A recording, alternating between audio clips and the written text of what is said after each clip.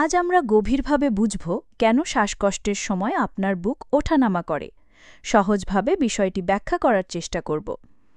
এই ভিডিওতে আমরা শ্বাসকষ্টের সময় বুকের নড়াচড়ার ঘটনাটি এবং এটি আপনার শ্বাসপ্রশ্বাসের অবস্থার সম্পর্কে কী ইঙ্গিত দেয় তা জানব।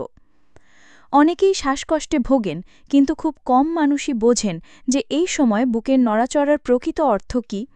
এই অজ্ঞতার কারণে অকারণ দুশ্চিন্তা বা চিকিৎসার দেরি হতে পারে। শ্বাসকষ্ট নানা কারণে হতে পারে, কখনো হালকা, কখনো গুরুতর। যখন আপনি স্বাভাবিকভাবে শ্বাস নেন তখন বুক নির্দিষ্টভাবে ওঠানামা করে, কিন্তু শ্বাসকষ্টের সময় এই নড়াচড়া বদলে যায়। এই পরিবর্তন বোঝা গুরুত্বপূর্ণ, কারণ এটি আপনার শরীর কখন সাহায্য চাইছে তার সংকেত দেয়। শ্বাস-প্রশ্বাসের মূল প্রক্রিয়ায় কাজ করে ডায়াফ্রাম ও অন্যান্য পেশি। ডায়াফ্রাম সংকুচিত ও প্রসারিত হয়, ফলে বুকের ভেতরের ফাঁকা জায়গার আকার বদলায় এবং বাতাস ফুসফুসে ঢোকে ও বেরোয়। শ্বাসকষ্টের সময় এই নড়াচড়া অনেক বেশি স্পষ্ট বা অস্বাভাবিক হয়ে যায়। এটি আপনার শরীরের বাড়তি অক্সিজেন নেওয়ার চেষ্টা।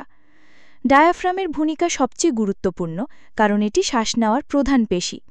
যখন এটি সঠিকভাবে কাজ করে না বা শ্বাসকষ্ট দেখা দেয়, তখন বুক ও ঘাড়ের অন্যান্য পেশি সাহায্য করতে শুরু করে, ফলে ভিন্ন ধরনের বুকের নড়াচড়া দেখা যায়। এই নড়াচড়া পর্যবেক্ষণ করলে শ্বাসপ্রশ্বাসের স্বাস্থ্যের কিছু ইঙ্গিত পাওয়া যায়। যেমন, শ্বাসকষ্টের সময় যদি বুক অস্বাভাবিকভাবে বা অতিরিক্ত নড়ে, তাহলে ধরে নিতে হবে শরীর পর্যাপ্ত অক্সিজেন পাচ্ছে না। এই নড়াচড়া বোঝা আপনাকে সাহায্য করবে কখন চিকিৎসকের কাছে যাওয়া প্রয়োজন তা বুঝতে। যদি নড়াচড়ায় বড় পরিবর্তন লক্ষ্য করেন অথবা তীব্র শ্বাসকষ্ট হয়, তাহলে অবশ্যই চিকিৎসকের পরামর্শ নেওয়া জরুরি। সবশেষে আমরা শিখলাম, শ্বাসকষ্টের সময় বুকের নড়াচড়া পর্যবেক্ষণ করলে শ্বাস-প্রশ্বাসের স্বাস্থ্য সম্পর্কে গুরুত্বপূর্ণ তথ্য পাওয়া যায়। যদি এই তথ্যটি আপনার কাজে লাগে, তাহলে কমেন্টে আপনার মতামত জানান এবং শ্বাস-প্রশ্বাস সম্পর্কিত আমাদের অন্যান্য ভিডিও দেখুন।